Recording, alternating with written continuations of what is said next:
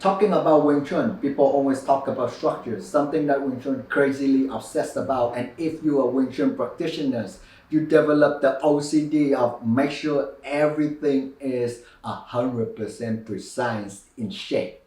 So how come in the thumbnail video I'm in the worst posture as possible, like you can ever imagine, even worse than a new Wing Chun potato? But I didn't fall. Let's discuss about that.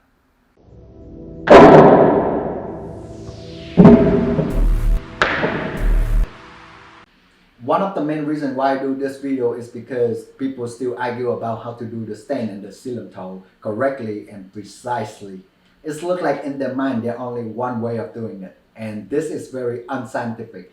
Even if you say that Yipman way is the way, it's very unscientific because human anatomy is very different. Therefore, everyone that practice Wing Chun will have a slightly different version of their own Wing Chun. That's just science. And even if you look at Yipman as the benchmark, right? You see that the way Yipman do Wing Chun, he lean way far back, which is very wrong compared to the textbook. So what's wrong? How come the great grandmaster screwed up his own game? Well, obviously he didn't screw up anything. He got great skill, that's why he's the great grandmaster, because he beat up like great Wing Chun, he beat up great Bruce Lee's, right? And it's not like the modern time where you just tap the credit card and boom, you're in the classroom. Back in the day, it's a little bit more aggressive. Usually the case is the student come challenge the Sifu beat him up, and then he become a student, right? So Yip Man got great skill, no doubt about that. But how come it's so different compared to the textbook? Well, if you look at the definition of Wing Chun textbook, is pretty bullshit. I have to say that because who defined the textbook, right? And who said you need all of those physical alignment to obtain great balance?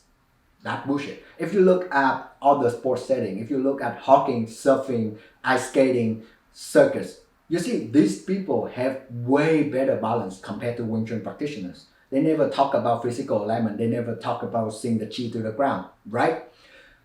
So there are more ways to doing this. That's why I have to make video. I have to, like get me in the worst posture as possible to show you that there are more ways of doing it. In fact, the physical alignment is just the beginner phase. When you understand about that, you want to move on. You want to do it in a tick of a second. Don't rely on that physical alignment. Yes, it will do the work. However, if like, for example, if you do like a slow demo, somebody punch you like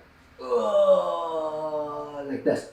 Now you have all the time in the world to correct it, to make it perfect, like to make a passo perfectly. Very, very precise, right?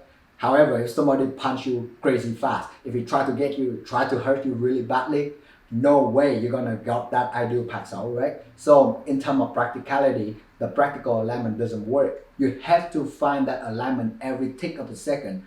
That also proven why in my worst posture as possible, I can still manage the balance. It's not because I'm good at anything, it's just physics. It's just a very beginner phase. So when you pass the physical alignment, you learn how to do it in every second.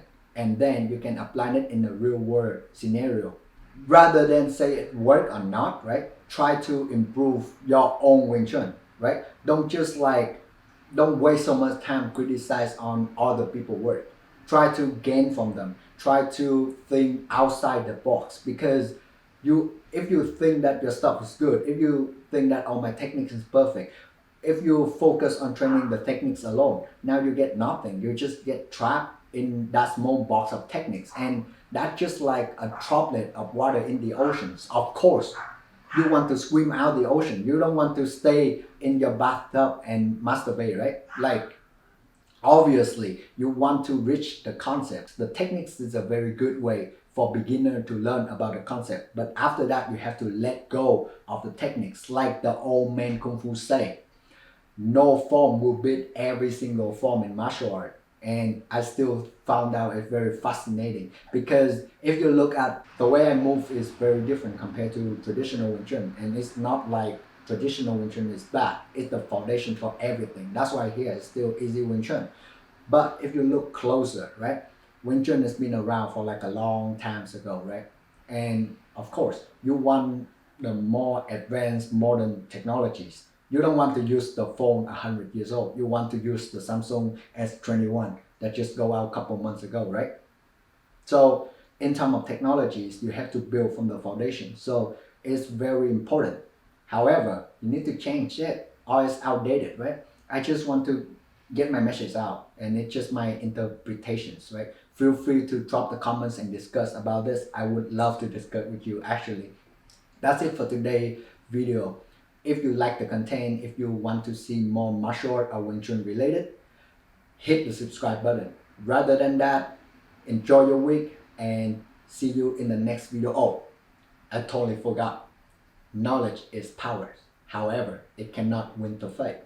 Repetition is there. So make sure you train hard. EZ Wing Chun, peace out. Now is the real ending.